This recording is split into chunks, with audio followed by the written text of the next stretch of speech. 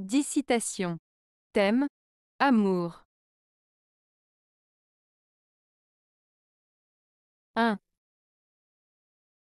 L'amour, c'est d'apprendre par cœur le corps et l'âme de quelqu'un. Marcel Jouandeau.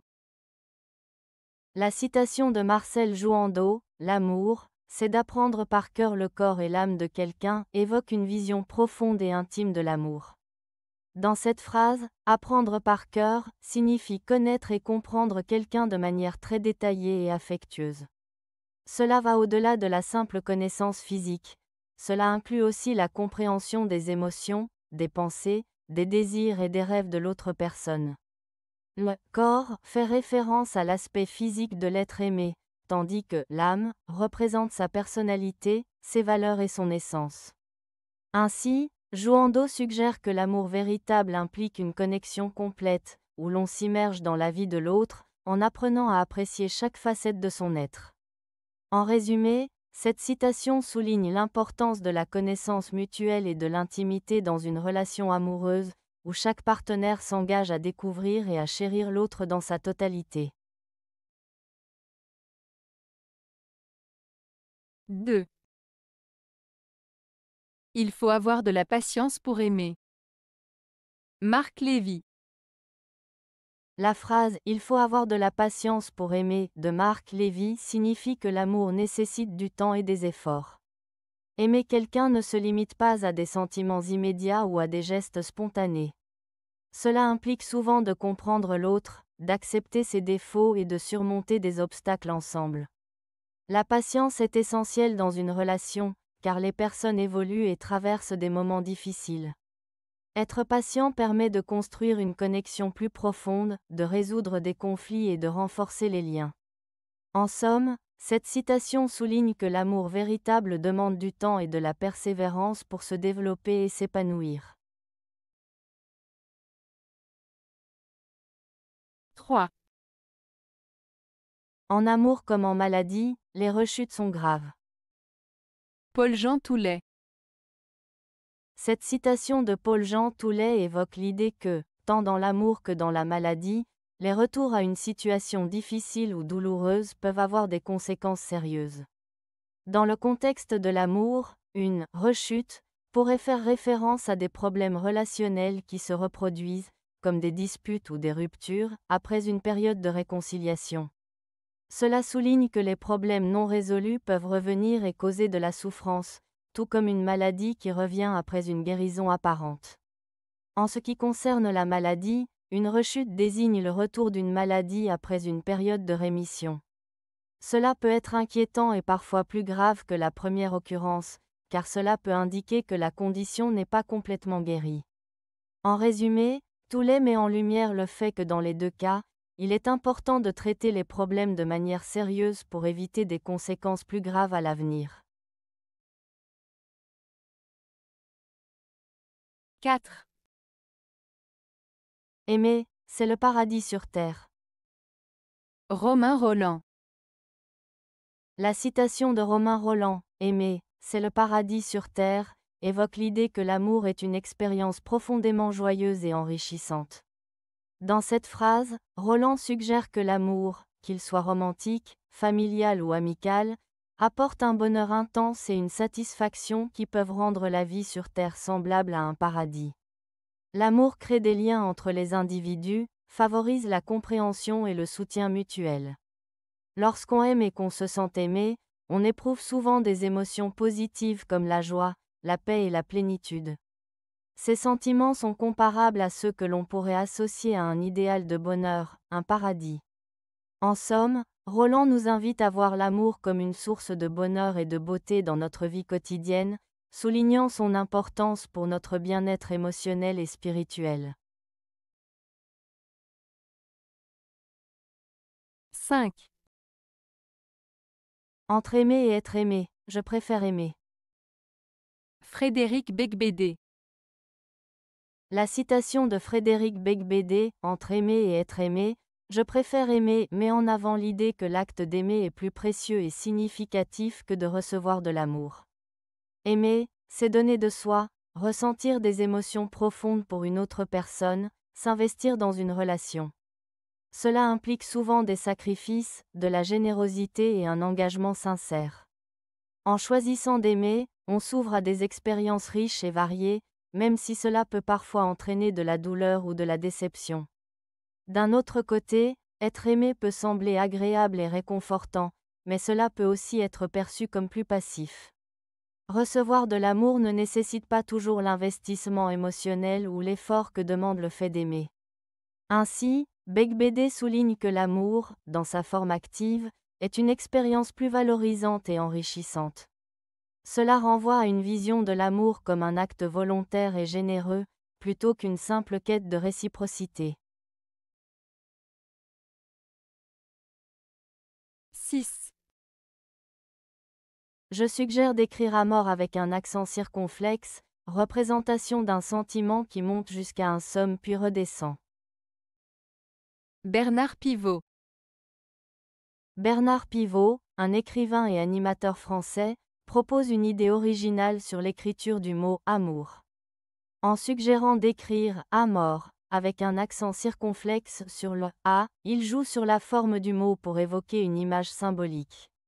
L'accent circonflexe, accent circonflexe, peut être vu comme une sorte de sommet ou de pic, représentant l'intensité et l'élévation des émotions liées à l'amour. L'idée est que l'amour commence souvent par un sentiment très fort, qui monte vers un sommet d'émotion, puis peut redescendre, évoquant les hauts et les bas que l'on peut connaître dans une relation amoureuse. Ainsi, ce jeu de mots illustre non seulement la beauté de la langue française, mais aussi la complexité des sentiments amoureux, qui peuvent être exaltants mais aussi douloureux. C'est une manière poétique de rappeler que l'amour est un voyage avec des moments de joie et de tristesse. 7. Cet amour qui nous fait dire « je t'aime » peut durer quelques instants ou toute une vie, nous rend heureux ou nous plonge dans le désespoir. Francesco Alberoni. Cette citation de Francesco Alberoni évoque la nature complexe de l'amour. Il souligne que l'amour peut prendre différentes formes et durées. 1. Durée de l'amour. L'amour peut être éphémère, ne durant que quelques instants, comme un coup de foudre ou une passion passagère. À l'inverse, il peut aussi être durable, s'étalant sur une vie entière, comme l'affection profonde entre partenaires de longue date. 2. Émotions liées à l'amour. Alberoni met en avant que l'amour a le pouvoir de nous rendre très heureux, en nous apportant joie et épanouissement. Cependant, il peut aussi nous plonger dans le désespoir, par exemple en cas de rupture ou d'amour non partagé. Cela montre que l'amour est une expérience émotionnelle intense, capable de provoquer des sentiments extrêmes. En résumé, la citation souligne que l'amour, qu'il soit bref ou durable, est une force puissante qui influence profondément nos émotions et notre vie. 8. Est-ce que les verbes peuvent s'inventer?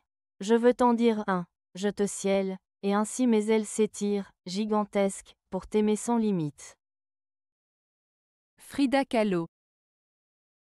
Cette citation de Frida Kahlo joue sur l'idée de la créativité et de l'amour. Les verbes, qui sont des mots d'action, peuvent être inventés pour exprimer des sentiments profonds. Ici, je te ciel suggère une action qui n'existe pas dans la langue française, mais qui évoque une connexion spirituelle ou transcendante entre deux personnes. Frida utilise cette expression pour montrer que l'amour peut être si puissant qu'il dépasse les mots habituels. En disant « mes ailes s'étirent », gigantesque, elle évoque l'idée que l'amour lui donne une force et une liberté extraordinaires, presque comme si elle pouvait voler.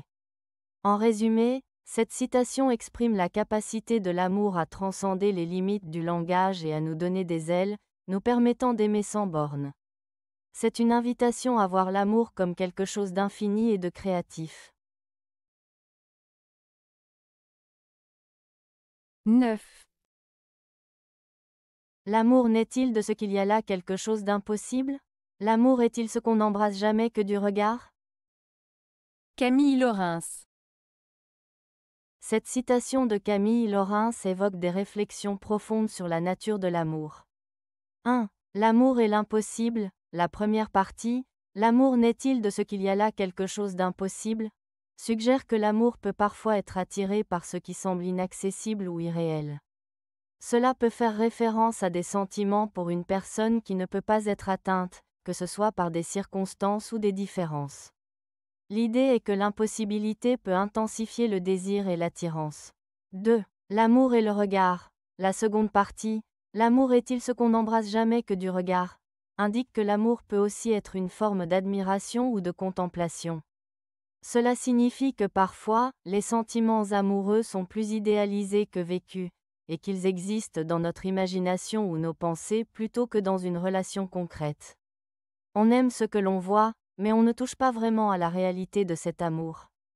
En résumé, la citation interroge la nature paradoxale de l'amour. Il peut être à la fois une quête de l'inaccessible et un sentiment qui se nourrit de l'observation plutôt que de l'expérience directe. L'amour est complexe, mêlant désir, idéalisation et réalité. 10. Dès qu'elles ont l'âge de raison, les filles déraisonnent en rêvant d'amour. Marcel Auclair. La citation de Marcel Auclair, « Dès qu'elles ont l'âge de raison, les filles déraisonnent en rêvant d'amour », souligne une observation sur le passage à l'âge adulte des filles.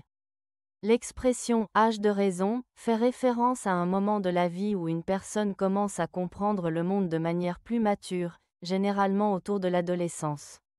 Auclair suggère que, dès qu'elles atteignent cet âge, les filles peuvent perdre un peu de leur sens pratique ou de leur logique, déraisonnent, en se laissant emporter par leurs rêves et idéaux amoureux.